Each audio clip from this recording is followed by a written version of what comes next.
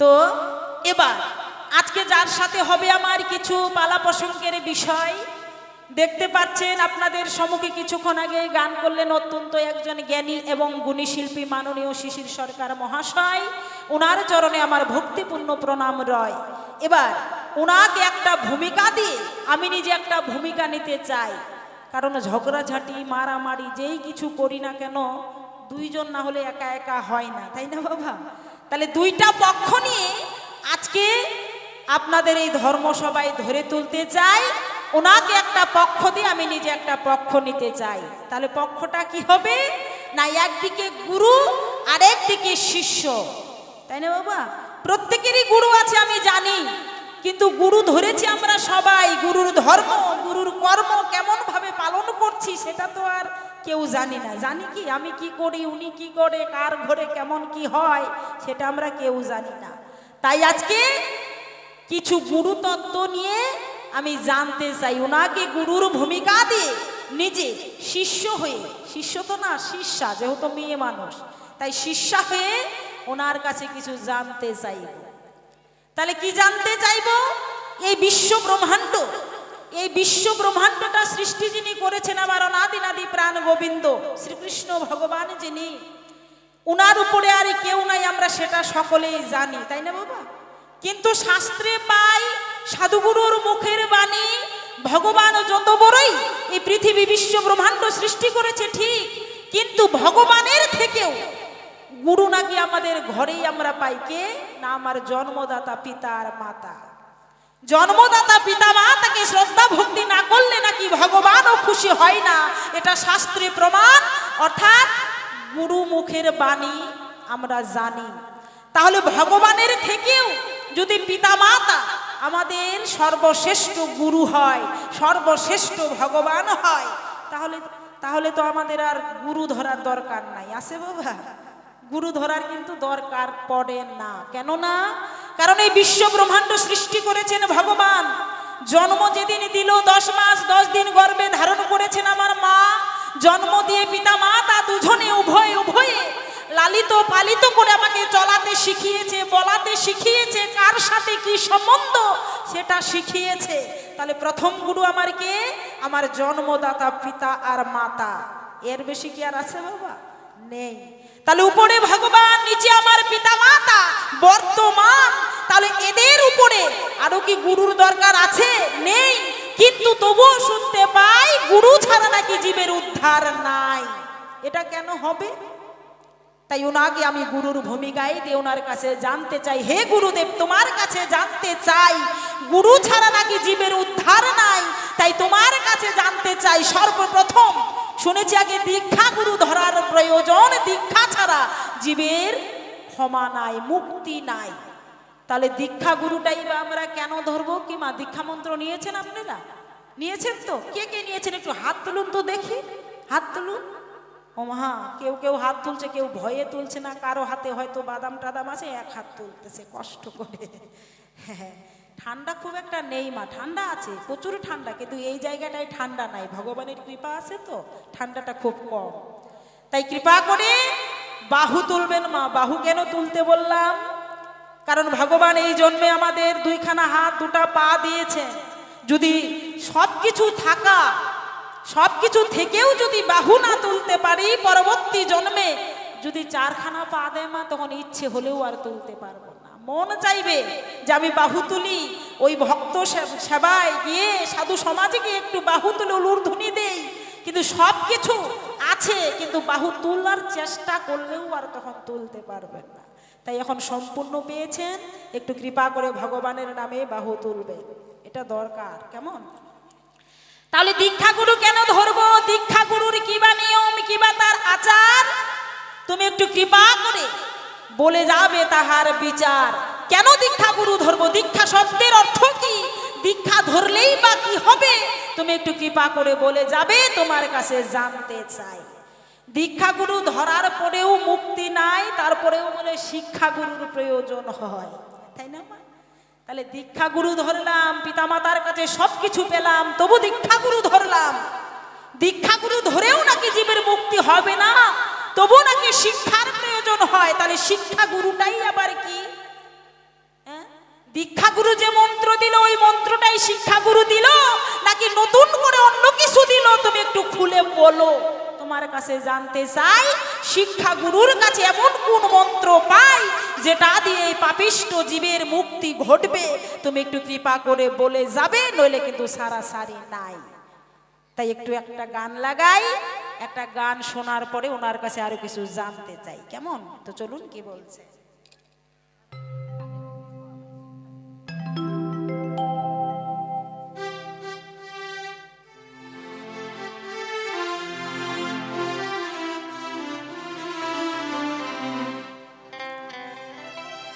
ও আমায় দীক্ষা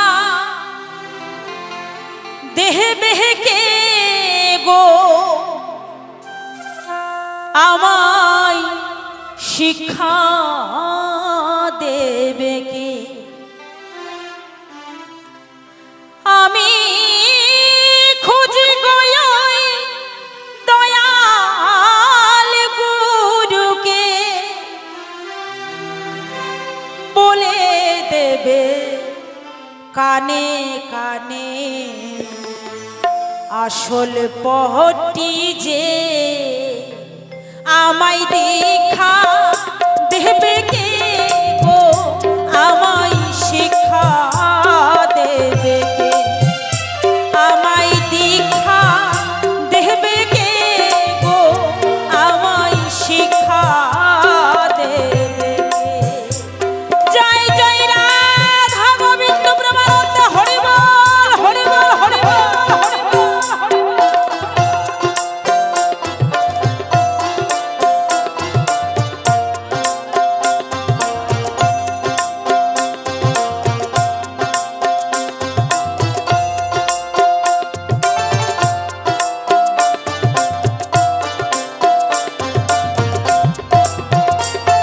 আমি বৃন্দাবনে ঘুরে বেড়াই, যাই গো গয়া কাশী,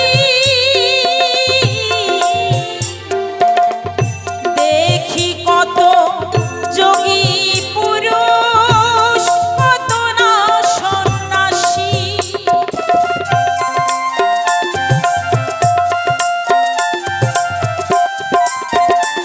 আমি বৃন্দাবনে ঘুরে বেড়াই, যাই গো গয়া কাশী, দেখি কত যোগী পুরুষ, কত না সন্ন্যাসী। আমার মনেকে বোঝাই তীর্থে এসে, গুরু কি তুই পেলি শেষে?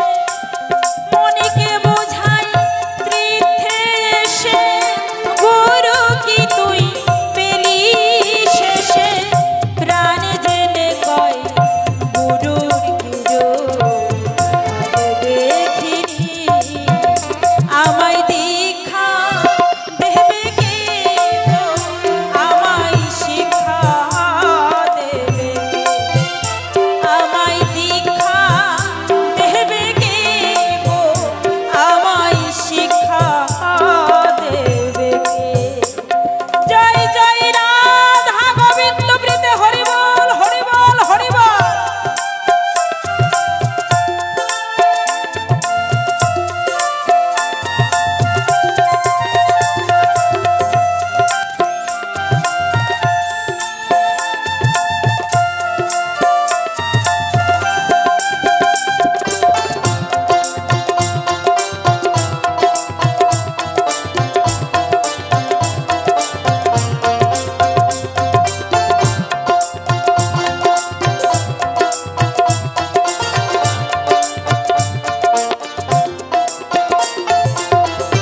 লোকে হে বলে সময় হলে গুরু যে দেয় ধরা, দেশ ভুবন খুঁজলেও তারে যায় না বাহির করা।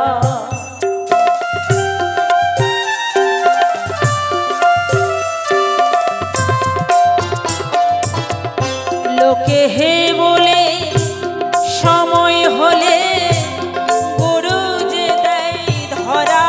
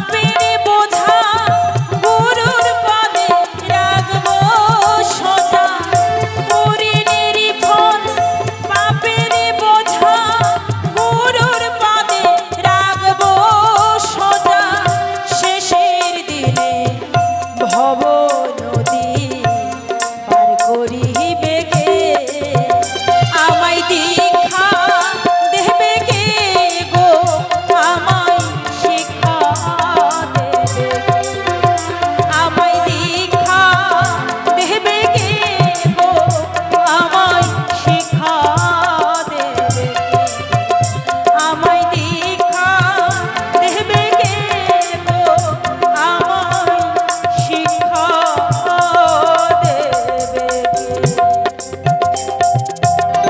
শোনো শোনো ও গুরুধন, তোমার জানাই, তোমার কাছে কিছু কথা আমি জানতে চাই।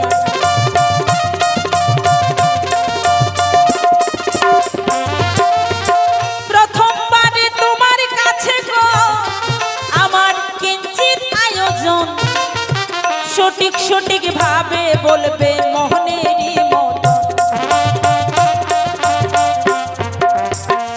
তাহলে প্রথমবারে তোমার কাছে জানতে চাই, পিতা মাতা যদি সর্বশ্রেষ্ঠ গুরু হয় এই ধরায়, তবে কেন দীক্ষা গুরুর প্রয়োজন হয়? তুমি একটু কৃপা করে বলে যাবে, হে গুরু দয়াময়। দীক্ষা গুরু কিবা মন্ত্র দিল তোমারে জানাই, কোন মন্ত্র শিক্ষা গুরু দিল বলবে এই সভায়। তাহলে দীক্ষা গুরু শিক্ষা গুরু কেন ধরতে হবে? কিবা তার নিয়ম, কিবা তার কারণ, কিবা তার ধর্ম, কিবা তার কর্ম, তুমি বলে যাবে তাহার বিবরণ। শিক্ষা গুরু নিয়েও জীবের মুক্তি ঘটবে না। তারপরেও আবার কি আছে না, ভেগের গুরু ধরা যায়। এত গুরু কেন ধরতে হবে? তুমি একটু কৃপা করে বলে যাবে। এই যে এত গুরু আমরা দেখতে পাই বাবা, গুরু গুরু জগৎময়, শুনেছি গুরু গুরু জগৎময়, কিন্তু এদের মধ্যে কিছু কিছু গুরু দেখতে পাই। আপনাদের এদিকে আছে কিনা জানি না, আমাদের ওইদিকে আছে। আমাদের রায়গঞ্জের ওইদিকে আমি কিছু কিছু গুরু দেখতে পাই। যেমন আপনাদের এইখানে আজকে সেবা হচ্ছে, বৈষ্ণব সেবা হবে। তাহলে এই বৈষ্ণব সেবায় যদি কোনো গুরু পূজা দেয় বা ভোগ লাগায়, অন্য গুরু কিন্তু আর সেই ভোগ পায় না। পায় কি? পায় না। অনেক অনেক জায়গায় সেটা আমি দেখতে পাই। এক গুরু পূজা দিলে এক গুরু পায় না, আরেক গুরু যদি ভোগ লাগায় আরেক গুরু খায় না। কেন? আমি তোমার কাছে জানতে চাই, এটা আবার কত নাম্বার গুরু? হ্যাঁ, তুমি একটু কৃপা করে বলে যাবে কেমন? আরেকটা জিজ্ঞাসন তোমার কাছে রেখেই যাই। আরেকটা গুরু দেখতে পাই কি, এই যে আমিষ আর নিরামিষ, এটা আমাদের মধ্যে প্রত্যেকের মধ্যে দ্বন্দ্ব একটা রয়ে আছে, আছে না বাবা? কেউ যদি আমিষ খায় আর কেউ যদি নিরামিষ খায়, নিরামিষ গুরু মনে মনে ভাববে তোরা আমিষ খাচ্ছিস, তোদের হাতে ছোঁয়া আমরা খাবো না, মানে খাওয়া যাবে না, ওরা নষ্ট হয়ে গেছে। আচ্ছা বাবা, আপনারাই বলেন, আপনাদের কাছে এই বিচারটা দিতে চাই। জন্মটাই যদি আমিষ থেকে হয়, তাহলে কি আমি সঙ্গে সঙ্গে নিরামিষ হতে পারবো? ক্ষমতা কি আছে আমার? হওয়া যাবে না। তাহলে গুরু কৃপা করলেই পরে নিরামিষ হলে হতেও পারে।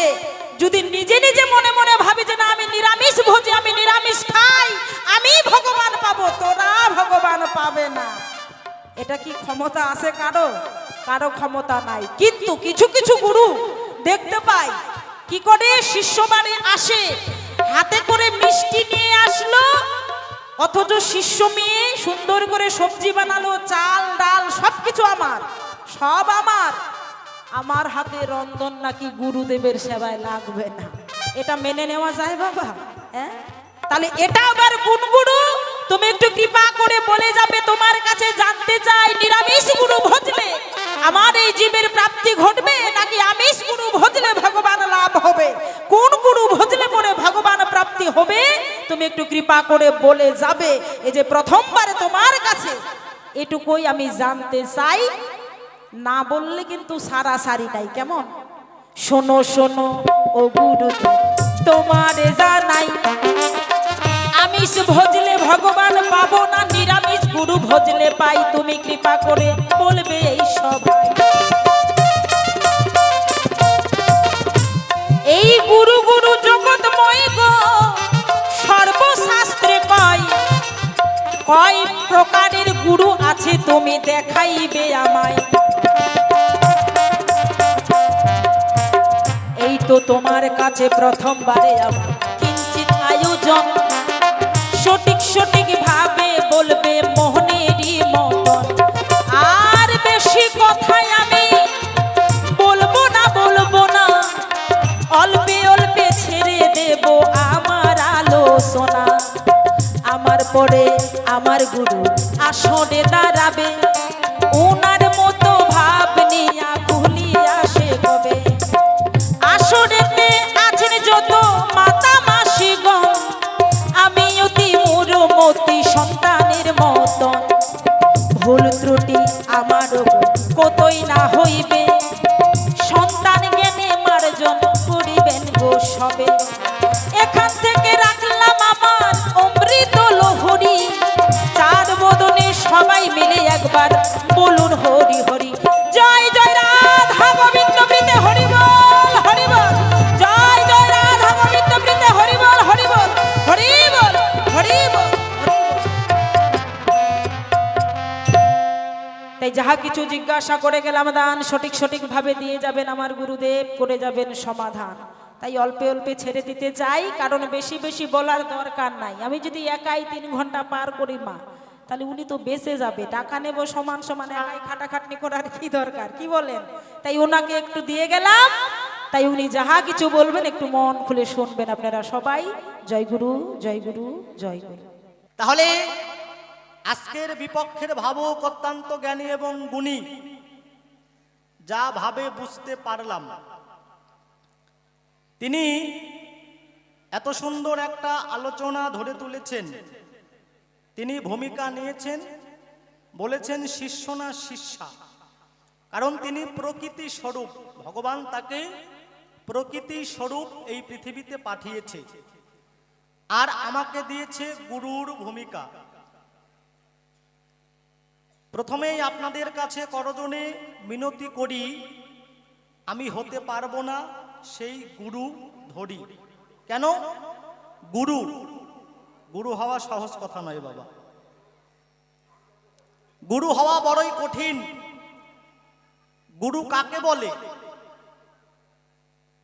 যার মধ্যে সর্বগুণ আছে, সেই তো গুরু হতে পারে এই সংসারে।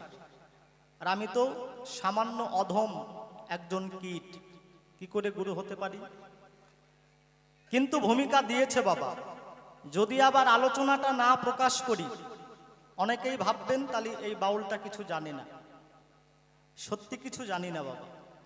আপনাদের মতো পিতামাতার আশীর্বাদ নিয়ে, আর জন্মদাতা পিতামাতার আশীর্বাদ নিয়ে, আর আমার বাউল গুরু অর্জুন অধিকারী, রামকেলি তার বাড়ি, তার আশীর্বাদে এবং কৃপায় যেটুকু সে কৃপা করেছে, যেটুকু দিয়েছে, আজকে সেটুকু দেওয়ার চেষ্টা করব।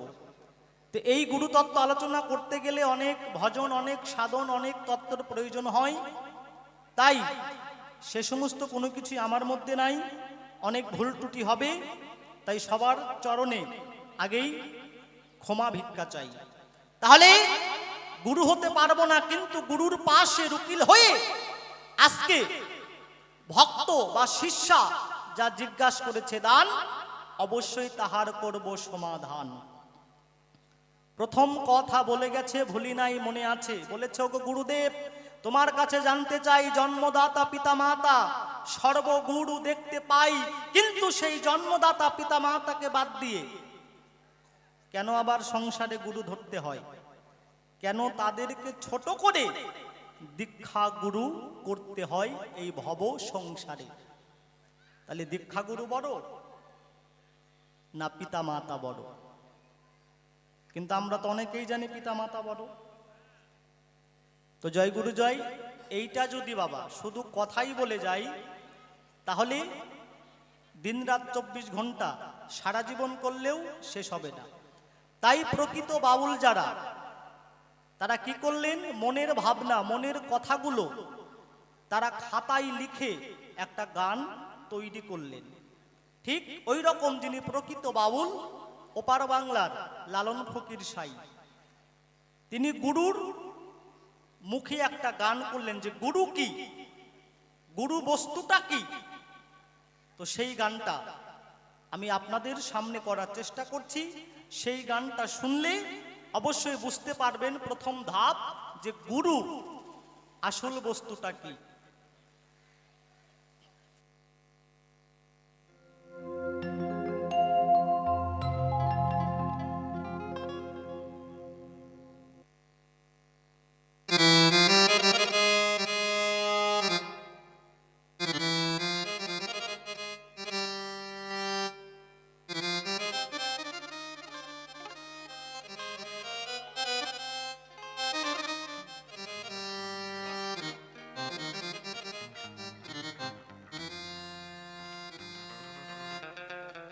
Hello hello hello. তার আগে বাবা এবং মায়েদের কাছে একটা কথা বলি। ও বাবা, এই আলোচনা করতে গেলে একটু কিন্তু কথা বেশি বলতে হয়। আপনারা আবার বিরক্ত হবেন না তো? হবেন না তো বিরক্ত? কেননা কথা যদি না বলি তাহলে এই যে জিজ্ঞাসার খোলাসাগুলো পরিষ্কার হবে না, তাই না?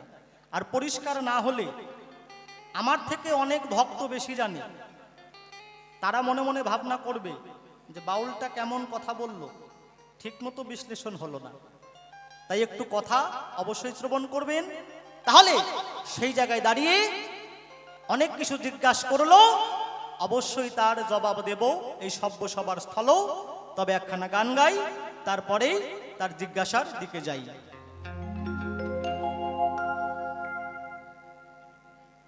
ওরে গুরুগত না হইলে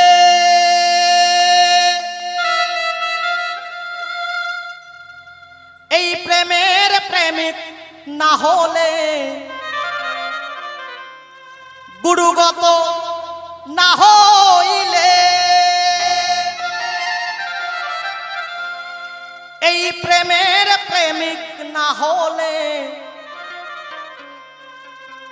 সেই ধন কেউ পাই না রে।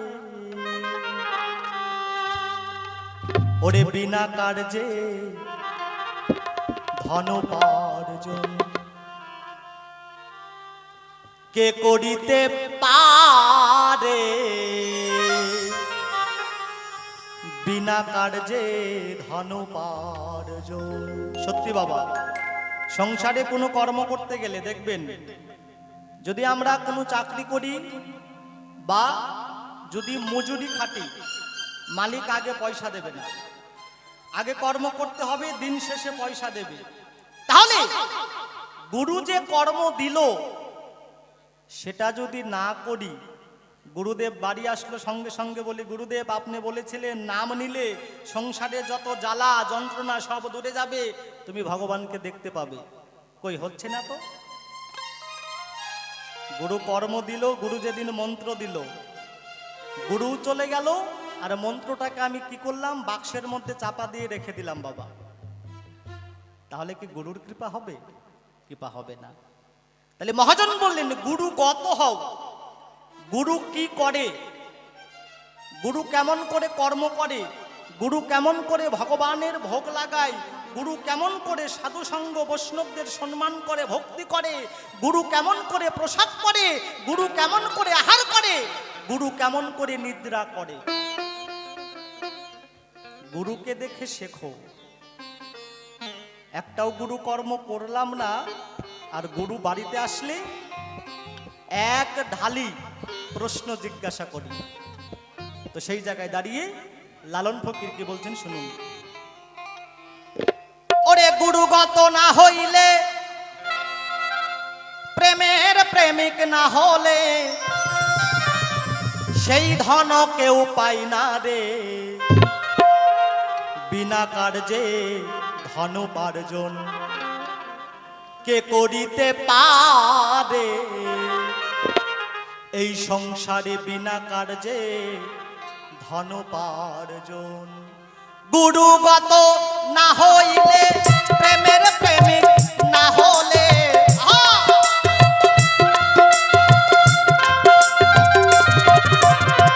গুরুগত না হইলে, প্রেমের প্রেমিক না হলে সেই ধন কেউ পাই না রে। বিনা কার্যে ধনোপার্জন কে করিতে পারে,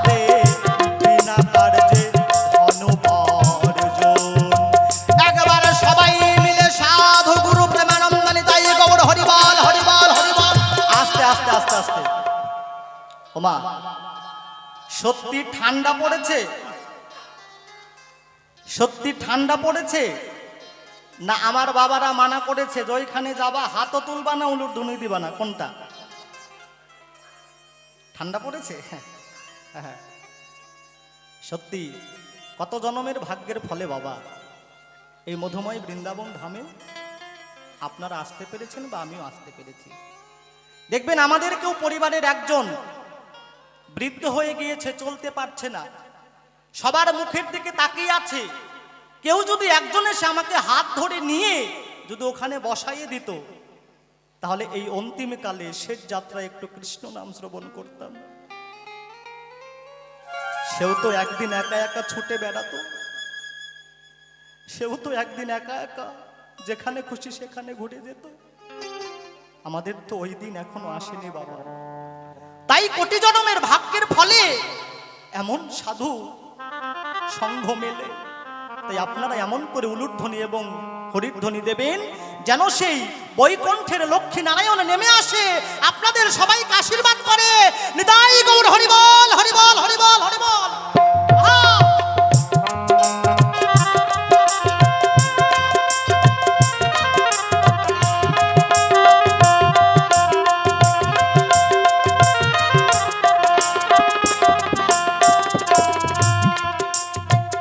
এক স্কুলে 10 জনা পড়ে,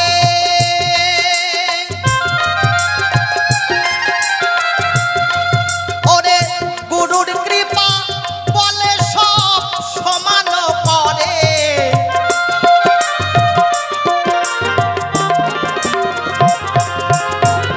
এক স্কুলে 10 জনা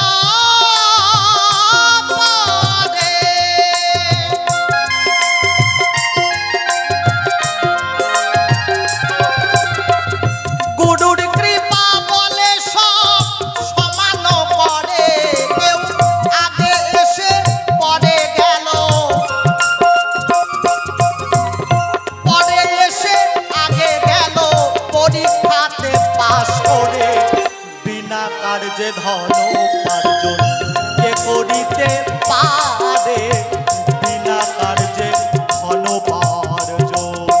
একবারে সবাই মিলে রাধা কৃষ্ণ প্রেমানন্দ নিতাই গৌর হরিবল হরিবল হরিবল।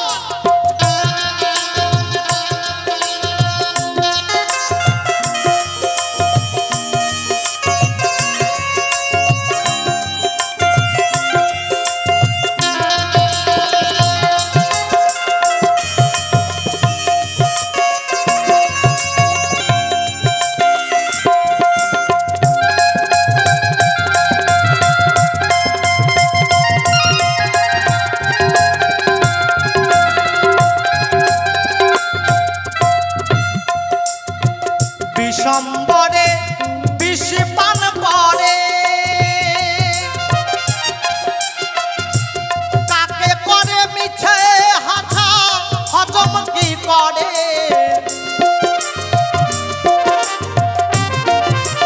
মহাজন বললেন বিশ্বম্বরে বিষ পান করে, কাকে করে মিছে আশা হজম নাহি করে।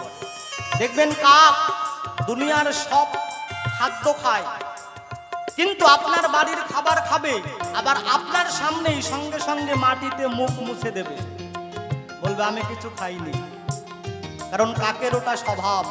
তাহলে এমনও মানুষ আছে যে উপকার কারু দ্বারাই হয়েছে, কিন্তু যখন বিপদ উদ্ধার হয়ে যায় সে আপনাকে মেনে নিতে পারে না, বলে আমি তো সব করেছি।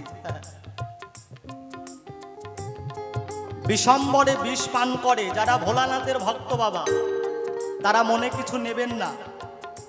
দেখবেন ভোলানাথের নাম নিয়ে অনেকেই গাঁজা খায়, তাই না? আমার প্রভু গাঁজা খেয়েছে, আমরাও গাঁজা খাচ্ছি।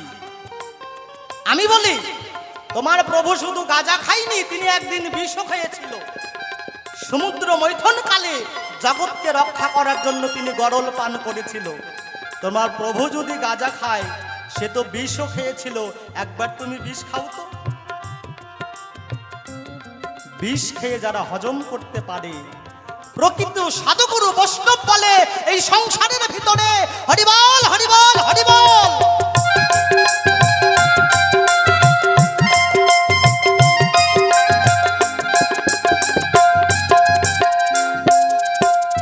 বিশ্বম্বরে বিষ পান করে,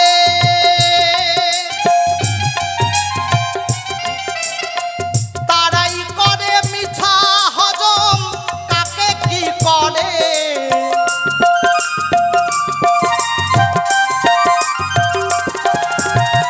বিশ্বম্বরে বিষ পান করে,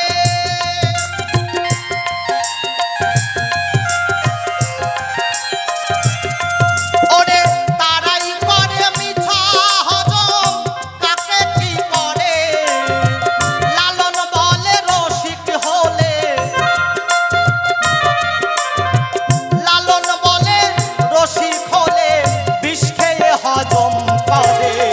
বিনা কার্যে ধন উপার্জন কে করিতে পারে, বিনা কার্যে ধন উপার্জন। শোনো শোনো ওগো শিষ্য, শোনো দিয়া মন, যাহা কিছু জিজ্ঞাসা করলে মনেরই মতন। আহা!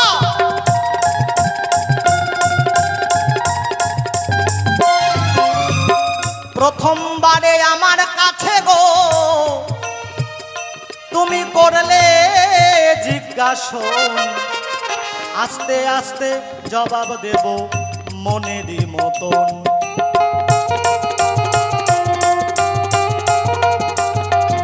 তাহলে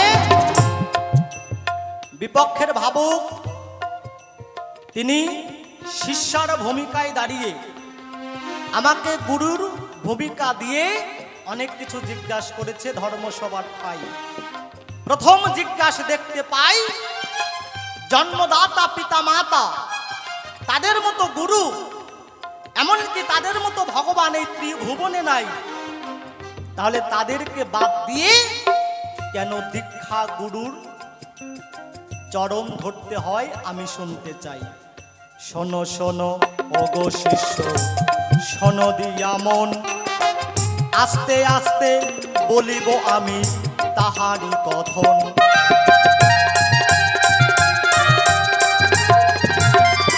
জন্মদাতা পিতা মাতা ছাড়া গো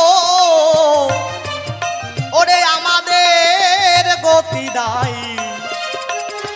সুন্দর কথা ধরে তুলেছ তুমি ধর্মসভার ঠাই। সত্যি জন্মদাতা পিতা মাতা ছাড়া আমাদের কারো গতি নাই বাবা। একমাত্র জন্মদাতা পিতা মাতার কারণে আমরা এই সুন্দর দেহটা পেয়েছি। একমাত্র জন্মদাতা পিতা মাতার কারণে আমরা চলার শক্তি পেয়েছি, বলার শক্তি পেয়েছি। একমাত্র জন্মদাতা পিতা মাতার কারণে এত লোকের সঙ্গে বা সাধু সঙ্গ করতে আমরা পারছি। তাহলে সেই পিতা মাতাকে বাদ দিয়ে কেন দীক্ষা গুরু ধরতে হবে? কেন পিতা মাতাকে ছোট করে দীক্ষা গুরু ধরতে হয়? পিতা মাতার কাছে থাকলে কি ভগবানকে পাওয়া যাবে না? পিতা মাতার কাছে থাকলে কি সাধুগুরু বৈষ্ণবের কৃপা পাওয়া যাবে না? যদি পাওয়া যায় কেন কেন তাহলে দীক্ষা গুরু ধরতে হয়? সত্যি মা, এত সুন্দর কথা। ও মা, আমিও কথাটা কিন্তু ফেলে দিচ্ছি না গো। জন্মদাতা পিতা মাতা ছাড়া আমাদের এই জীবের উদ্ধার নাই। কিন্তু শুধু জন্ম দিলেই যে পিতা মাতা হয় না। দেখবেন কোনো কোনো সংসারে, কোনো কোনো পরিবারে, কোনো কোনো গ্রামে, কোনো কোনো রাজ্যে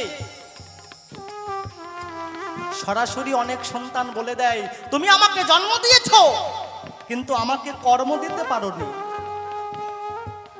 তোমার ঘরে জন্ম নিয়ে সারা জীবন শুধু দুঃখ করে গেলাম। তোমার অর্থ নাই, তোমার টাকা নাই, তোমার পয়সা নাই, তুমি আমাকে লেখাপড়া শেখাতে পারোনি। তুমি পিতামাতা কিন্তু আমার মনের মতো হওনি। তাহলে সেই পিতামাতার কত কষ্ট হয় মা। একবার ভাবুন তো, যেদিন মায়েদের বিবাহ হয়, কোনো মায়ের কোনো নারীর যদি বিয়ে হয়, সেই নারীর যদি বিয়ের কয়েক বছর পরে সন্তান না হয়, তাহলে সেই নারীর কত কষ্ট। পাড়া প্রতিবেশী, শাশুড় শ্বশুর, এমনকি যত নিজের আত্মীয়, এমনকি পরের লোক আপনাকে দেখা মাত্র কত কটু কথা কয়, আপনাকে প্রাণে আঘাত দিয়ে কত কষ্ট দিয়ে কথা বলে। সেদিন মনে হয় না, হে ভগবান, তুমি যদি একটা সন্তান দিতে। এমন কোনো ডাক্তার নাই, এমন কোনো কবিরাজ নাই যে সেখানে মাটি যায়নি একমাত্র একটা শুধু সন্তানের জন্য। যেদিন সব দুয়ার বন্ধ হয়ে যায়, সন্তান হয় না, এক সাধু মায়ের কাছে এসে দাঁড়ায়, বলে, মা, তুমি যাদের কাছে ঘুরছো তাদের কাছে গেলে সন্তান পাবে না। আমি তোমাকে একটা ডাক্তার এবং কবিরাজের কথা বলে দিচ্ছি, সেইখানে গেলে তুমি সন্তান পাবে।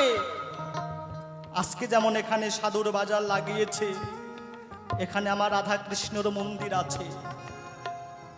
তুমি ওই রাধা কৃষ্ণের মন্দিরে গিয়ে রাধা কৃষ্ণ ভগবানের কাছে মানত করো, আমি বলছি তোমার সন্তান হবে। সাধুর কথা শুনে সেই মা কি করে না, ভগবানের চরণে এসে মানত করে। বছর ঘুরতে না ঘুরতেই তিনি সন্তান পায়। হয়তো 5 কেজি বাতাসা আর 1000 টাকা দক্ষিণা মানত করেছিল, সেটা ভগবানকে দিয়ে দিল। ভগবানের সাথে সম্পর্ক নষ্ট হয়ে গেল বাবা। যখন সন্তান পেয়ে যায়, আস্তে আস্তে যখন সন্তান একটু চলতে শেখে, বলতে শেখে, পাড়া প্রতিবেশী যখন ঘুরতে যায় বলে, ওটা তোর দাদু। একবার দাদু বলে ডাক, বলে ওটা তোর কাকা, একবার কাকা বলে ডাক, বলে ওটা তোর মামা, একবার মামা বলে ডাক। একে একে সবার সঙ্গে পরিচয় করিয়ে দেয়। কিন্তু যার জন্য মা আমাকে পেয়েছে, সেই ভগবানের কথা ভুলে যায়। একবারও বলে না, বাবা, যেমন তোকে দাদু, মামা, পিসি, কাকা সবার সঙ্গে পরিচয় করিয়ে দিচ্ছি, এরা তোর আত্মীয়, কাছের লোক। কিন্তু যেদিন আমি সন্তান হারা ছিলাম, যার জন্য তোকে পেয়েছি, সেই ভগবান তার সঙ্গে তোকে একবার পরিচয় করিয়ে দেই। হরি বল, হরি বল, হরি বল। কিন্তু সেই মা একবারও সন্তানকে বলে না, একবার মন্দিরে যা, সাধু সঙ্গ কর, বৈষ্ণব সঙ্গ কর। সন্তান আস্তে আস্তে বড় হয়, মা তাকে শিক্ষা দেয়, উচ্চ শিক্ষায় শিক্ষিত হতে হবে, সরকারি চাকরি করতে হবে, ব্যাংক ব্যালেন্স, টাকা পয়সা করতে হবে। একবারও বলে না যে পরম বৈষ্ণব হ। কি বাবা বলে? কোনো মা বাবা বলে যে তুই সাধু হ? সন্তান যদি শখ করে একটু তিলক চন্দন লাগায়, কেন তুই এটা করেছিস? তোর তো এখন বয়স হয়নি, তুই তো এখন স্কুলে যাবি। আমি বলছি না শিক্ষা ছোট বাবা, শিক্ষা জাতির মেরুদণ্ড, শিক্ষা দরকার। কিন্তু শিক্ষার পাশাপাশি সনাতন ধর্মের যেটা কালচার, যেটা সংস্কৃতি, সেটা যদি আমরা না শিক্ষা দেই সন্তানদের, তাহলে কি হবে দেখবেন। পৃথিবীতে একমাত্র ভারতবর্ষতে বৃদ্ধাশ্রম বেশি আছে। কেন? ভারতে এত মুনি ঋষি, এত সাধুগুরু বৈষ্ণব, কিন্তু তবু ভারতে কেন এত বৃদ্ধাশ্রম? কেন? ওই যে মা বাবা জগতের এই বাহির শিক্ষা দিয়েছে। এর জন্য সন্তান যখন বড় হয়, চাকরি করে, অনেক বন্ধু বান্ধব আসে, পিতা মাতা যদি মূর্খ হয়, সেই মূর্খ পিতা মাতা সেই বন্ধু বান্ধবের কাছে সন্তান নিয়ে যায় না। তাহলে আমি কেন, দীক্ষাগুরু আমাদের কেন ধরতে হয়? যে পিতা মাতা শুধু মায়া শিখায়, ভগবানকে চেনাই না, সাধুগুরু বৈষ্ণবের কাছে নিয়ে যায় না, সেই পিতা মাতার কাছে থাকলে কখনো এই মায়া থেকে বের হয়ে ভগবানকে পাবো না। শোনো শোনো ওগো ভক্ত, শোনো দিয়া মন, আরো কিছু তত্ত্ব কথা বলার প্রয়োজন। ওই যে দেখো নদী আর নিমাই ছিল গো, ওরে কথা মিথ্যা নয়, তার কিন্তু সচি মাতা বড়ই মা হয়। তাহলে আমরা দেখতে পাই কলির যুগের ভগবান নিমাই সচী দেবীর ঘরে জন্ম নিলেন। যখন সন্ন্যাসে যাবেন নিমাই, সচী দেবী তাকে বারণ করলেন, বলছে নিমাই তুইও যদি আমাকে ছেড়ে সন্ন্যাসে যাস তাহলে আমি সহ্য করতে পারবো না, কেননা তোর দাদা বিশ্বরূপ আমাকে ছেড়ে অনেক আগেই সন্ন্যাস চলে গিয়েছে, তুই যদি যাস আমি প্রাণে বাঁচবো না।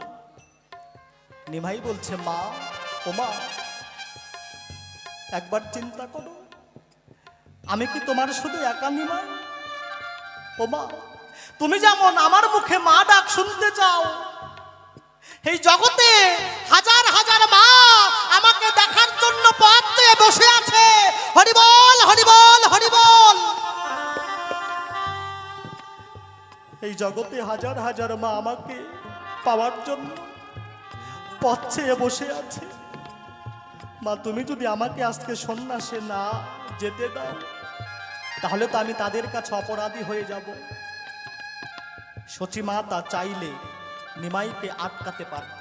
নিমাই বলল মা তুমি যদি বারণ করো তাহলে আমি যাব না, কিন্তু তুমি যদি ভাবো তোমার নিমাই একার না, আমি জানি তুমি আমাকে বারণ করবে না। সচী মাতা বুঝতে পারলো আমার মধ্যে মোহ মায়া, এইভাবে সন্তানকে যদি আমি আটকিয়ে দেই তাহলে ও লীলাটা করতে পারবে না।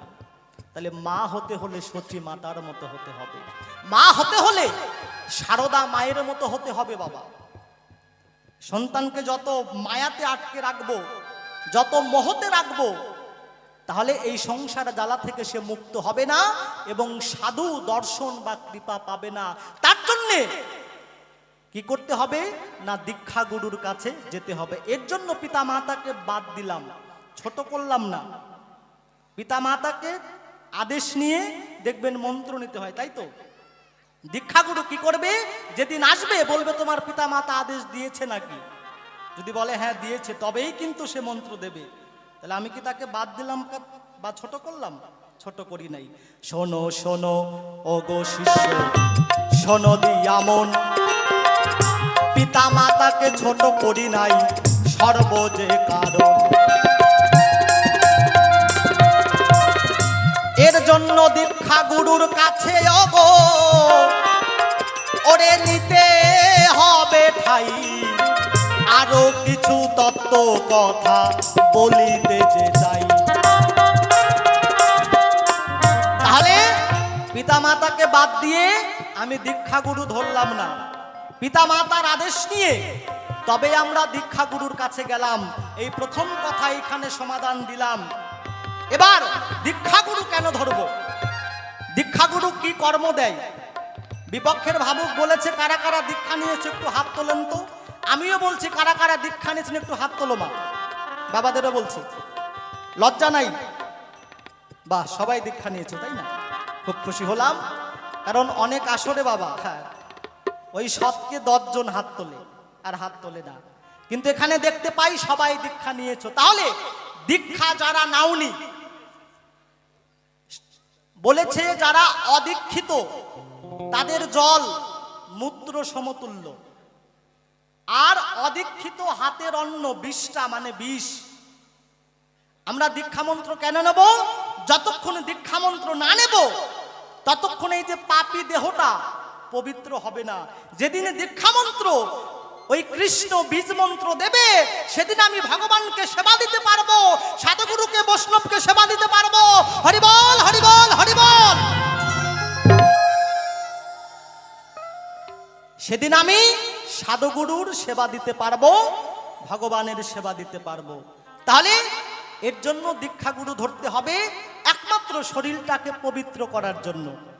এই তো তোমার দ্বিতীয় কথা, কথাই করলাম শেষ, আরো কিছু কথায় আমি বলিব বিশেষ। শোনো শোনো ওগো শিষ্য গো, ওরে শোনো এবার তাই দীক্ষা শব্দের অর্থ কি বলিতে চাই। দীক্ষা শব্দের অর্থ, দীক্ষা শব্দের অর্থ হচ্ছে ভগবানকে দিয়ে খাওয়া। আবার গীতাই বললেন অর্জুনকে, হে অর্জুন, আমার আহার নাই, আমার নিদ্রা নাই, আমি ঘুমাই না, আমি খাইও না। কিন্তু আবার বললেন দীক্ষা শব্দের অর্থ ভগবানকে দিয়ে খাওয়া। কেমন করে? ভগবান খায়, ভগবান ঘুমায়, ভগবান হাসে, ভগবান কাঁদে। কার চোখে দেখা পড়ে বাবা? যারা প্রকৃত সাধুগুরু বৈষ্ণব। যদি ভগবান না খেত, জগন্নাথ মন্দির, যিনি জগন্নাথ জগতের নাথ, তার হাত নাই পা নাই, কিন্তু সে কি করে কাঁঠাল চুরি করে খায়? কার চোখে দেখে? কারা দেখে বাবা? যারা সাধুগুরু বৈষ্ণব। ভগবানকে দিয়ে খেয়ে মানে কেমন করে খেতে হয়? শোনো শোনো ওগো ভক্ত, শোনো এবার তাই দীক্ষা শব্দে দিয়ে খাওয়া আমি তোমারে জানাই। ওই যে দেখো ব্রহ্ম মুহূর্ত উঠে দেখো তাই, ওরে কি করিবে তাই, সেই কথাটা আমি এবার বলিতে যে চাই। কেমন করে দিয়ে খাবেন ভগবানকে শোনেন। ব্রহ্ম মুহূর্তে উঠতে হবে, মানে সূর্য ওঠার আগে উঠে কি করতে হবে? স্নান করে আগে ভগবানের সেবা দিতে হবে। যখন ভগবানের সেবা দেবেন, সেই ভগবানের প্রসাদ পেয়ে আপনি সংসারের কর্মে হাত দেবেন, দেখবেন সারা দিনটা আপনার ভালো কাটবে। ভগবানকে নিবেদন করে দিয়ে খাওয়াটাই মানে দীক্ষা, মানে দিয়ে খাওয়া। বোঝা গেল? তাহলে দীক্ষাগুরু কি কর্ম? দীক্ষাগুরু কর্ম দেয় এই যে শরীরটাকে কি করে ভজনের সাধনের তৈরি করতে হয় সেটা শিখায়। দীক্ষাগুরু কর্ম দেয় কি করে সাধুগুরু বৈষ্ণবকে ভক্তি এবং শ্রদ্ধা করতে হয়, দীক্ষাগুরু সেটা শিখায়। আর অনেক কথা বাবা মাইকে বলা যায় না। এই তো তোমার কথা ছিল, কথাই করলাম তাই, শিক্ষা গুরুর কর্ম আমি বলিতে যে চাই।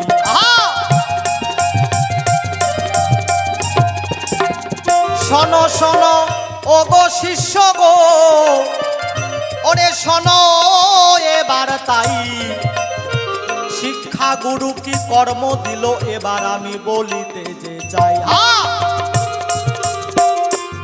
শিক্ষাগুরু কি কর্ম দিল বাবা? তাহলে দীক্ষাগুরু গেল, এবার শিক্ষাগুরু। আচ্ছা আপনারা কেউ বিরক্ত হচ্ছেন না তো? বাবারা কেউ বিরক্ত হচ্ছে না তো? বাবা, তাহলে শিক্ষাগুরু কি কর্ম দিল? শিক্ষাগুরু কর্ম দিল কি? দেখবেন গ্রামের যদি কোনো ছেলে একটা নতুন গাড়ি কেনে, গাড়ি কিনে যখন বাড়িতে নিয়ে আসবে, আগে কি করতে হবে? গাড়ির কাগজপত্র করতে হবে, তাই তো? কাগজপত্র করার পরে না কি করতে হবে? ড্রাইভিংটা ভালো করে শিখতে হবে। যদি সে ড্রাইভিং বা চালাতে যদি না শেখে, তাহলে যেখানে সেখানে অ্যাক্সিডেন্ট হবে, দুর্ঘটনা করে সে প্রাণে মারা যাবে। ঠিক গাড়ির মতো এই দেহ গাড়িটা চালাতে শেখাবে কে? বাঁচাতে শেখাবে কে? মরণের হাত থেকে যে বাঁচাইতে পারে, শিক্ষা গুরু বলে তারে। দেখবেন কোনো বাড়িতে যদি কোনো মানুষ মারা যায়, কোনো বাড়িতে যদি কোনো মানুষ মারা যায়, দেখবেন ওই মরা দেহটা যে রাস্তা দিয়ে নিয়ে যাবে, গোবর জল ছিটায়, তাই না বাবা? বলে যে এটা অপবিত্র হয়ে গেছে, তাই যেদিক দিয়ে যাচ্ছে সেটা পবিত্র করতে হবে কি দিয়ে? গোবর জল দিয়ে। কিন্তু আগেকার মা মাসিরা দেখতে পেয়েছি, আগেকার মা মাসিরা কি করতো না, সূর্য ওঠার আগে গোবর ছড়া দিত। কেন দিত? কেউ কি মারা যেত বাবা? কেউ মারা যেত না, তাই না? হ্যাঁ, মারা যেত। মারা যদি না যায়, তাহলে মা কি করে জানতো যে বাড়িটা অপবিত্র হয়ে গিয়েছে? বাড়িটা পবিত্র করতে হবে। আমার বাবা যদি মায়ের কাছে না মরতো, আমার মতো অধমের জন্ম হতো না। এটা আধ্যাত্মিক কথা বাবা, বেশি ভেঙ্গে বলবো না। তাহলে শিক্ষাগুরু কি কর্ম দেয়? যেন তুমি ব্রহ্ম বস্তুটা ধরে রাখতে পারো, তুমি জানো যেখানে সেখানে দুর্ঘটনায় না মরো। আর যত বড়ই তুমি মালা টপ টপ করো, তিলক ধারণ করো, একাদশী দ্বাদশী ব্রত করো, কিন্তু আসল জায়গায় তুমি ফসফস, তাহলে সাধু তো দূরের কথা, কদু হতে পারবে না। যার ব্রহ্ম ঠিক নাই তার কোনো কিছু ঠিক নাই। স্বামী বিবেকানন্দ ব্রহ্ম ধরে রেখেছিল, তিনি 1000 ভোল্টেজের বিদ্যুতের তার 2 হাত দিয়ে চেপে ধরে রাখতে পেরেছিল বাবা, আমরা পারবো? ব্রহ্ম শুধু ওটা নয়, ব্রহ্ম হচ্ছে বাক্য। যে সারা জীবন মিথ্যা কথা বলে, সাধুর বেশ ধারণ করেছে কিন্তু মিথ্যা কথা বলে, সে কখনো সাধু হতে পারে না। ব্রহ্ম যেমন ব্রহ্ম বস্তু, ব্রহ্ম বাক্য, ব্রহ্ম আহারে, ব্রহ্ম নিদ্রায়। তাহলে এইগুলো করলে, এইগুলো কার কাছে পাবো? না শিক্ষাগুরুর কাছে পাবো। তাহলে শিক্ষাগুরু কর্ম কি? যে মরার হাত থেকে বাঁচাতে পারে, শিক্ষাগুরু বলে তারে হরিবল হরিবল হরিবল। এই তো তোমার কথা ছিল, কথাই করলাম শেষ। শোনো শোনো ও গো ভক্ত, শোনো যে বিশেষ। বাবা আরো কিছু কথা তোমার কাছে গো, আমার কাছে গো, ওরে করলে জিজ্ঞাসন, সঠিক সঠিক দেব আমি তাহার প্রকাশন। বাবা তাহলে আরো কথা জিজ্ঞাসা করে গেছে, ভুলি নাই, মনে আছে? কি জিজ্ঞাসা করে গেছে তোমাদের মনে আছে? আরো জিজ্ঞাসা আছে? কি জিজ্ঞাসা যেন আমি ভুলে গেছি। মানে আমিষ নিরামিষ, তাই না? এত এত গুরু আছে যে এক গুরু ভোগ দিলে আর এক গুরু খাই না। শুধু গুরু না বাবা, গুরুর দেখা দেখি শিষ্যরাও খায় না। তাহলে নিরামিষ খেলে ভগবানকে পাবো, নামিষ খেলে ভগবানকে পাবো? আমিষ গুরু ধরলে ভগবানকে পাবো, না নিরামিষ গুরু ধরলে ভগবানকে পাবো? সুন্দর কথা আমার কাছে বলে গেলে তাই, শোনো শোনো ও গো শিষ্য, আনন্দ সদাই। সত্যি বাবাই আমিষ আর নিরামিষ শুধু আজকের থেকে মারামারি না, আর এটার বিশ্লেষণ করার আমার মতো অধমের সম্ভব না বাবা। কেন সম্ভব না? কারণটা হচ্ছে গভীর তত্ত্ব। এই আমিষ এটা হচ্ছে গভীর তত্ত্ব। আমরা দেখতে পাই রামকৃষ্ণ হংসদেব, যাকে ভগবান বলে জানে, রামকৃষ্ণ, তার এমন যশ, এমন খ্যাতি, একদিন তিনি কি করেছিলেন না বিদেশে ঘুরতে গিয়েছিলেন। বিদেশে ঘুরতে ঘুরতে তার মুখের বাণী শুনে এক বিদেশি ভক্ত হয়ে গিয়েছিল। রামকৃষ্ণর কাছে গিয়ে বলছে, ওগো গুরুদেব, আপনার মুখের বাণী শুনে আমি বড় শান্তি পেলাম, তাই আমার নিবেদন, আপনি আমার বাড়িতে একবার হলেও সেবা করবেন। রামকৃষ্ণ বলছে, আচ্ছা বেশ। সেই বিদেশি বলছে, আপনি কি সেবা করবেন? রামকৃষ্ণ বলছে, তোর যেটা প্রিয় কাছের বস্তু সেটা দিয়ে সেবা দিস।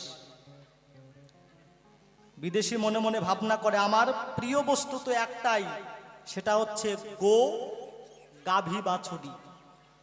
এর থেকে তো প্রিয় বস্তু আমার নাই, আমি সেটা নিয়ে সব সময় খেলা করি, সেটা নিয়েই ঘুমাই, সেটা নিয়েই সব জায়গায় যাই। তাই তিনি কি করলেন, মনে মনে স্থির করলেন সেই গাভী বাছুরি দিয়ে রামকৃষ্ণকে সেবা দেবে। আনন্দের সহিত তিনি কি করলেন, নিজের হাতে সেটা রন্ধন করলেন। আর এই রন্ধন, এই কাটাকাটি কে দেখলেন? তার সঙ্গে ছিলেন নরেন, মানে স্বামীজি বিবেকানন্দ। তিনি সব ঘটনা দেখতে পেলেন। তিনি দেখে মনে মনে ভাবলেন, হে রামকৃষ্ণ, তোমাকে ভারতের লোক সবাই ভগবান বলে জানে, আর আজকে তুমি এগুলো সেবা করবে? তোমার এই ছলনা, যখন ভারতে যাব সব ঘটনা আমি ভারতবাসীকে বলে দেব। তোমাকে আর কেউ ভগবানের জায়গায় রাখবে না। সংক্ষিপ্ত বলি বাবা, দুইজনে কি করলেন? সেবায় বসলেন। যখন দুইজনে সেবায় বসলেন, সেবার সময় রামকৃষ্ণ গুরুদেবকে স্মরণ করে, ভগবানকে স্মরণ করে তিনি সেবা নিতে লাগলেন। কিন্তু স্বামীজি বিবেকানন্দ আর সেবা নিচ্ছে না। রামকৃষ্ণ বলছে, কিরে তুই কেন সেবা নিচ্ছিস না, কারণটা কি? কিন্তু ওই যে নিজের চোখে দেখেছে বাবা, ওটাকে আর সেবা নেওয়া যায়? যখন রামকৃষ্ণ জোর করলো, গুরুদেবকে নিবেদন না করে যখন স্বামীজি বিবেকানন্দ খেলো, যেটা খেলো তো খেলোই। যখন দুইজনে হাত ধুতে গেল, স্বামীজি বিবেকানন্দ বলছে, বাবা তুমি আজকে কি খেয়েছো? তুমি অপরাধী, তুমি ভারতবাসীকে ঠকাচ্ছ। বলছে, কেন? আমি সুন্দর সুন্দর মিষ্টান্ন খেয়েছি, রসগোল্লা খেয়েছি। বলছি, না, আমি নিজের চোখে দেখেছি আজকে বিদেশি তোমাকে কি দিয়ে সেবা দিল। যখনই বলল ওই কথা, রামকৃষ্ণ বিশ্বাস করছে না, না আমি এটা খাইনি, আমি সুন্দর সুন্দর রসগোল্লার মিষ্টান্ন খেয়েছি। স্বামীজি বিবেকানন্দ কি করলো? জোর করে গলার ভিতর আঙ্গুল দিয়ে রামকৃষ্ণকে বমি করালো। যখনই রামকৃষ্ণ বমি করলো, সঙ্গে সঙ্গে নানান রকমের মিষ্টান্ন, নানান রকমের রসগোল্লা বের হলো। স্বামী বিবেকানন্দ দেখে অবাক, একই আমার সামনে সে খেলো আর সব অটোমেটিক রসগোল্লা হয়ে গেল। রামকৃষ্ণ বলছে, এবার তুই বমি কর। যখন স্বামীজি বমি করে, যেটা খেয়েছে সেটাই বের হয় ঘটে।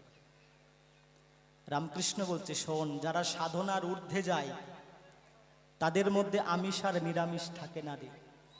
যারা গুরুকে আশ্রয় করে তাদের মধ্যে আমিষ আর নিরামিষ থাকে না রে। শোন, যারা গুরুকে নিবেদন না করে খায়, যাদের ধর্মে ছলনা থাকে, তারা কখনো ভগবানকে পায় না সংসার ভিতরে। তাহলে আমিষ, শোনো শোনো ওগো শিষ্য, শোনো এবার তাই আমিষ নিরামিষ তত্ত্ব আমি বলে যেতে চাই। তাহলে এই যে খাদ্য, মাছ মাংস যে গুরুদেব খায় আর যারা খায় না তারা ভগবানকে পায় না, এরকম একটা ব্যাপার। আমিষ সাধুরা কেন খাই না? আমরা যদি আমিষ খাই, মাছ মাংস পেঁয়াজ রসুন ইত্যাদি যদি খাই, আমাদের মন, আমাদের তো এমনি চঞ্চল, আমাদের যে কাম ইন্দ্রিয় এমনি তো চঞ্চল, কারণ কলির জীব। তাই সাধুগুরু বৈষ্ণব বলে, তুমি যদি মাছ মাংস পেঁয়াজ রসুন খাও, তাহলে তোমার চঞ্চল মনটা কখনো শান্ত করতে পারবে না। তাই শান্ত করার জন্য তোমাকে নিরামিষ খেতে হবে, তবেই তুমি সাধুর রূপ ধারণ করতে পারবে। সত্যি মা, মাছ মাংস খেয়েও ভগবানকে পাওয়া যায়, যে রামকৃষ্ণ হতে হবে, তার মতো সাধন ভজন করতে হবে। আর আসল নিরামিষ যারা খায় তাদের মনে অনেক আত্ম অহংকার বাড়ে, তাই না বাবা? হ্যাঁ, যে আমি নিরামিষ খাই ভগবানকে পেয়ে গেছি। তাদেরকে বলছি, এই যে তুমি আত্ম অহংকার করছো, এখানেই তুমি ভগবানকে হারাচ্ছ, এখানেই তুমি ভগবানকে হারাচ্ছ। নিরামিষ, নিরামিষ শব্দের অর্থ যারা নিরাকারের সাধন ভজন করে,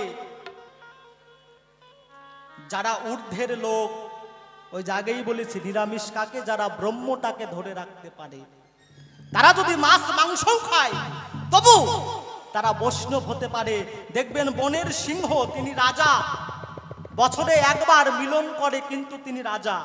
তাহলে বছরে যদি একবার সহবাস করে সে যদি রাজা হতে পারে, আর আমরা যদি সারা জীবন সহবাস না করি তাহলে কি হবে? আমরাও রাজা হয়ে যাব। হরিবল হরিবল হরিবল। তাহলে আসলে নিরামিষ কোনটা? ওই যে ব্রহ্মটাকে ধরে রাখা, সত্য বাক্য বলা, ওটা হচ্ছে নিরামিষ। তাহলে এই দ্বন্দ্ব, এই মারামারি করা যাবে না। কে কি করছে, কে কি খাচ্ছে, তোমার যদি পছন্দ না হয় তুমি তাকে বারণ করো না, তুমি তার কাছ থেকে সরে আসো। কিন্তু এই বলে তার কাছে কথা বলা যাবে না, তার ওখানে মানে বসা যাবে না, সে মানুষ না, তিনি পাপী হয়ে গেছে, এটা করো না, তাই না? যখন মন কৃপা পাবে যখন তিনি সাধুর কৃপা পাবে, যখন গুরুর কৃপা পাবে, আপনি আপনি সে নিরামিষ হয়ে যাবে। এই তো তোমার কথা ছিল, কথাই হইয়া গেল। শোনো শোনো ওগো শিষ্য, এবার তুমি বলো।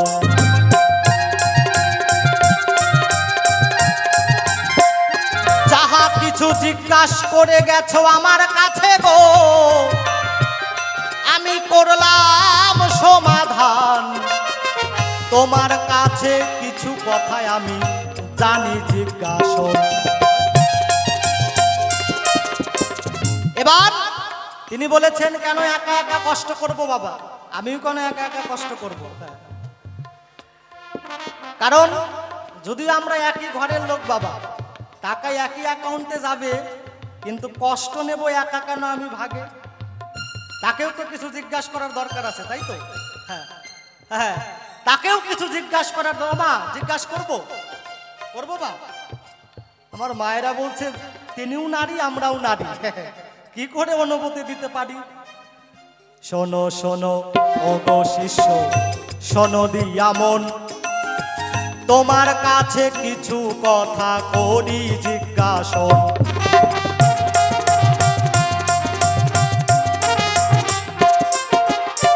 শিষ্য হয়ে আসরে গো তুমি দাঁড়ালে এবার, তাই তোমার কাছে কিছু কথাই আমি জানিবার চাই। কি জানতে চাই? দেখবেন, আমার কোনো মা বাবার যদি গুরুদেব আসে, গুরুদেব যখন বিদায় নেবে তাকে গুরু দক্ষিণা দিতে হয়, তাই না বাবা? গুরু বিদায়ের কালে গুরু দক্ষিণা কি দেই? হয়তো নতুন বস্ত্র দেই বা 1000 টাকা দক্ষিণা দেই। হরিবল হরিবল হরিবল হরিবল। এক কৃষ্ণ ভক্ত বাবা আমার দোকানটা বৌনি করলো। সত্যি অনেকক্ষণ ধরে বেচা কেনা করছি, কিন্তু দোকানটা বৌনি করতে পারছি না। তো জয় গুরু জয়। সত্যিকারে তিনি একজন ভক্ত হয়, তাই তিনি কিছু টাকা করেছেন দান। অনুমানে বুঝলাম তিনি ভক্তের সন্তান। তো আমার দেবার মতো কোনো কিছু নাই, ভগবানের কাছে প্রার্থনা জানাই যেন তিনি রাধাকৃষ্ণর যুগল চরণ পান, তাই না বাবা? আর আমার বাবারা মনে মনে ভাবছে, তিনি দান করলো, সে রাধাকৃষ্ণের যুগল চরণ পাবে, আর আমরা দান করছি না, আমরা পাবো না। ও বাবা, আপনারাও পাবেন, তবে ধীরে ধীরে, মানে তার মতো তাড়াতাড়ি না। তাহলে তার কাছে এবার কিছু জিজ্ঞাসা করতে চাই। কি? তাহলে ওই যে গুরুদেব যখন বিদায় নেবে, চাল ডাল দক্ষিণা দিলাম, ওটাই কি আসল গুরু দক্ষিণা হয়? ওটাই কি গুরু দক্ষিণা পেয়ে গুরু কি সন্তুষ্ট হয়, না আরো কিছু আশা থাকে গুরুদেবের? তুমি আমার কাছে বলে যাবে আসল গুরু দক্ষিণা হয় কি না এই ভাবে। এই তো তোমার কাছে আমি একটা জিজ্ঞাসন, সঠিক সঠিক এসে তুমি করবে প্রকাশন। এইখানেতে রাখলাম আমার অমৃত লহরী, চাঁদ বদনে সবাই মিলে বলুন হরি হরি। হরিবল হরিবল হরিবল হরিবল হরিবল। জয় গুরু জয়। তাই একটাই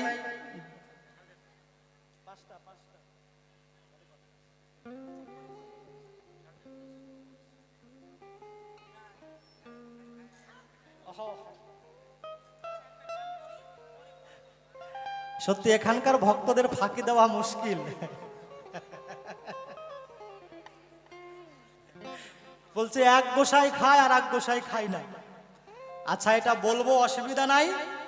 যখন দুইজনে জোঠকি বলবো, মুখামুখি গল্প করব, তখন বলবো।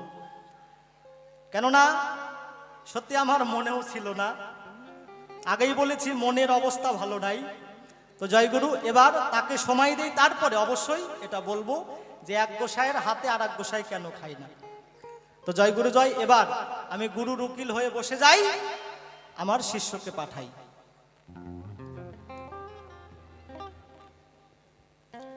জয় রাধে, শ্রী রাধে। তবে যাহা কিছু জিজ্ঞাসা করেছিলাম দান সঠিক সঠিকভাবে দিয়ে গেছে তার সমাধান। কোনো কিছুই বাকি রাখে নাই। তবে আমার কাছে একটা কথা বলে গেছে, ভুলি নাই, মনে আছে। আপনাদের কাছে বলতে চাই, যদি আপনাদের পাশাপাশি পাই। কেমন? জিজ্ঞাসা করে গেছে দান, হে শিষ্য, তোমার কাছে জানতে চাই, এই বিশ্ব ব্রহ্মাণ্ডে যাহা কিছু দেখতে পাই সকল কিছু একজনের দেওয়া বস্তু, নিজের বলতে কোনো কিছুই নাই। আছে বাবা? কিছুই নাই। কারণ যেদিন এসেছিলাম সেদিন খালি হাতে এসেছি, যেদিন চলে যাব আর খালি হাতেই চলে যেতে হবে। জন্ম নেওয়ার পর ধীরে ধীরে বড় হয়েছি, যা কামাই করেছি সব কিছু এখান থেকেই করেছি, ওখান থেকে কিন্তু নিয়ে আসি নাই। নিয়ে এসেছি? কেউ নিয়ে আসি নাই। টাকা পয়সা, বাড়ি গাড়ি, সুন্দর নারী, যাহা কিছু পেয়েছি সব কিছু এই ধরা থেকেই পেয়েছি, আবার ধরার মধ্যেই রেখে চলে যেতে হবে, কোনো কিছুই সঙ্গে যাবে না।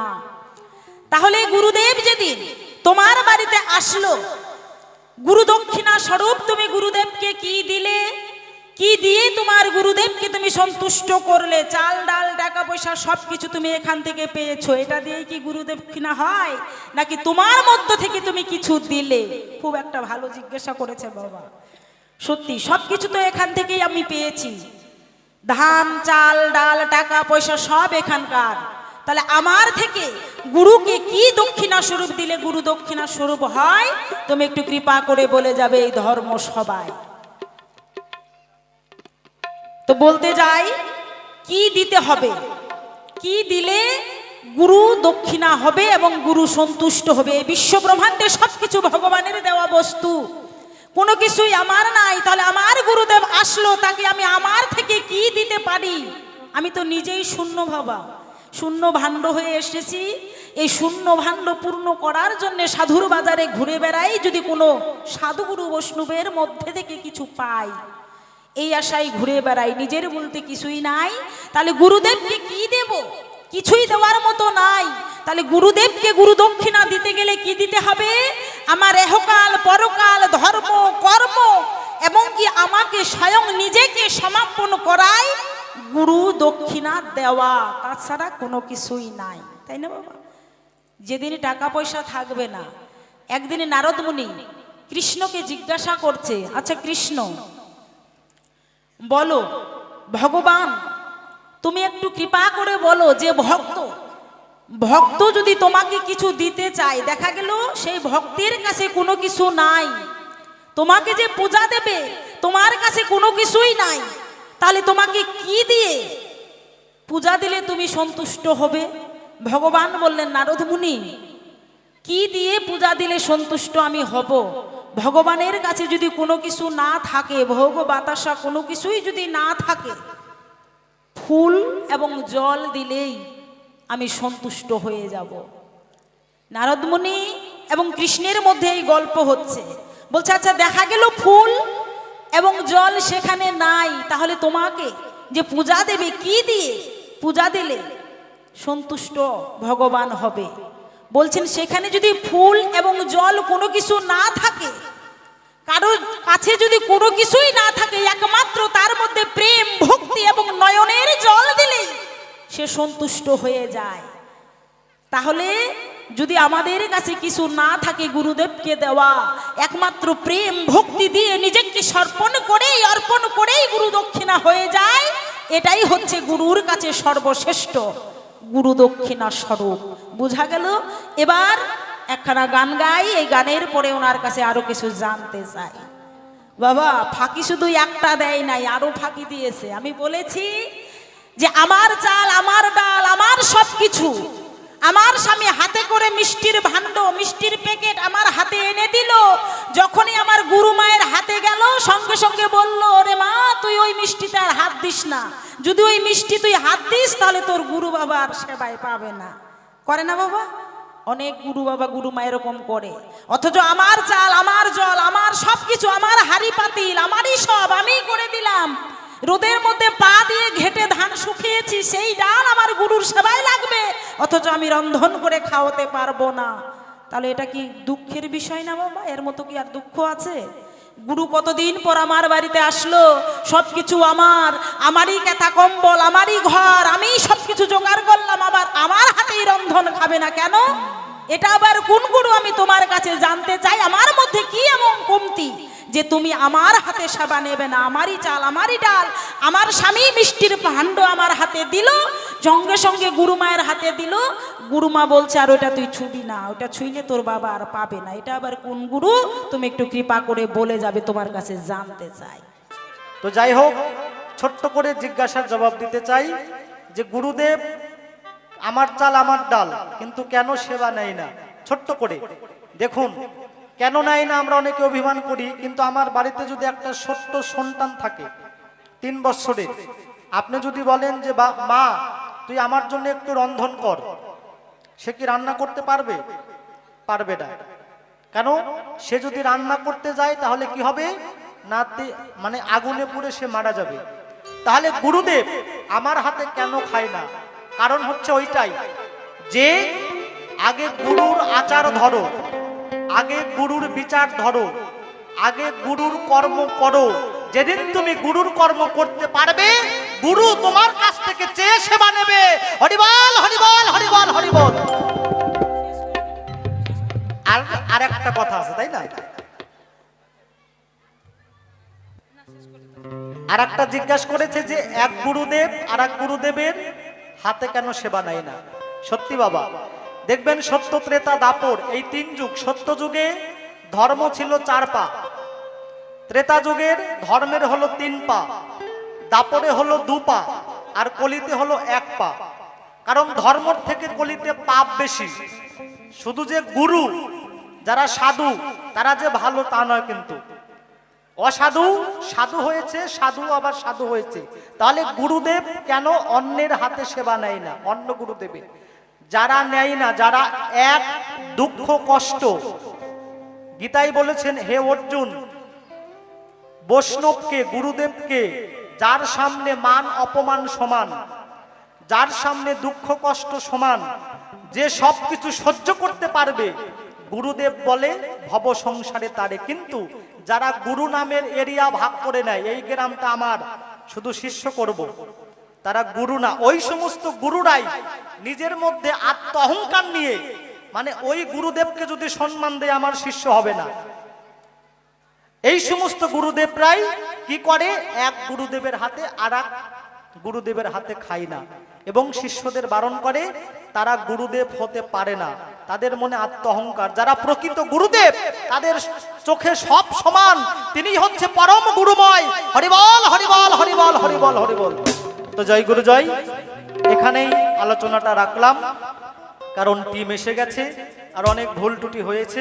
তাই সবাই আপনারা কৃষ্ণ ভক্ত মা এবং কৃষ্ণ ভক্ত বাবা ক্ষমা করে দেবেন। জয় গুরু জয় গুরু। তাই একদিকে গুরু আর একদিকে শিষ্য, এখানেই আমাদের মিলন হলো। আবার একটু কৃপা করে সবাই মিলে চাঁদ বদনে একবার সবাই মিলে সাধু গুরু হরিবল হরিবল হরিবল হরিবল। জয় গুরু জয় গুরু। ইচ্ছায় অনিচ্ছায় অনেক অনেক ভুল হয়েছে।